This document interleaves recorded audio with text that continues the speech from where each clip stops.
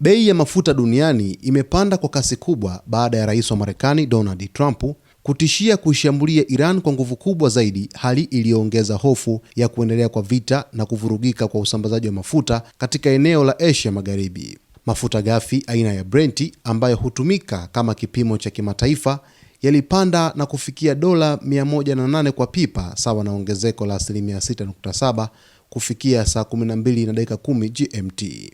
Wakati huo huo, mafuta ya Marekani aina ya West Texas Intermediate WTI yalifikia dola 106.45 kwa pipa, yakiongezeka kwa 6.3. Kupanda huko kwa bei kunahusishwa moja kwa moja na kauli ya Trump iliyodokeza kuwa vita dhidi ya Iran vitaendelea kwa muda bila kutoa matumaini ya kupungua kwa mvutano huo au kufikiwa kwa suluhu ya kidiplomasia kwa haraka.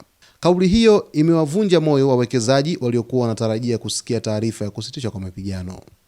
Katika kauli yake, Trump alisema kuwa Marekani itaishambulia Iran kwa nguvu kubwa katika kipindi cha wiki 2 hadi 3 zijazo, akisisitiza msimamo mkali wa kuendeleza operesheni za kijeshi. Awali, masoko ya mafuta yalikuwa yametulia kidogo kutokana na matarajio kuwa Marekani ingeweza kupunguza mashambulizi yake.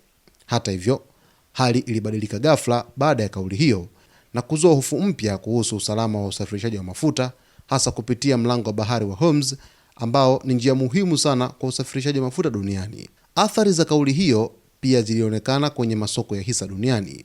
Hisa za Marekani zilishuka kwa takribani 1%, huku zile za Ulaya zikishuka kwa zaidi ya 1.5%.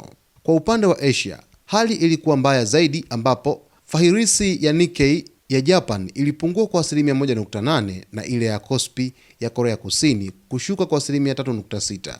Aidha, fahirisi pana ya MSCI ya Asia Pacific ilishuka kwa zaidi ya 1.5%, huku karibu masoko yote ya hisa barani humo yakirekodi hasara.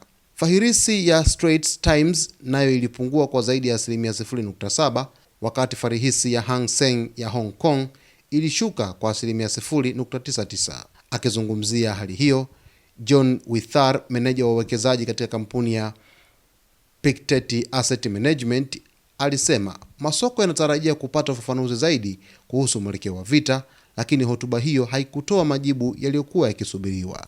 Baada tu ya rais wa Marekani Donald Trump kuweza kusema kwamba Marekani itaishambulia Irani vikali katika wiki 2 hadi 3 zijazo, basi bei ya mafuta duniani ilipanda karibu kwa 6.7%, huku pale Marekani mafuta yake yakipanda kwa 6.3%, ambapo imeongeza hofu kwa wawekezaji wa mafuta duniani ambao wengi walitarajia kwamba kuna afueni ambayo inaweza ikapatikana kutoka kwa rais wa Marekani Donald Trump kwamba vita vitakwenda kusitishwa katika siku za hivi karibuni. Lakini bado mustakabali umekuwa ni mgumu na bado wawekezaji wanakuwa na wasiwasi mkubwa kuhusu hali halisi ya nishati duniani. Basi kwa taarifa zaidi ni kusihi uweze kusubscribe, kulike, kucomment pamoja na kushare.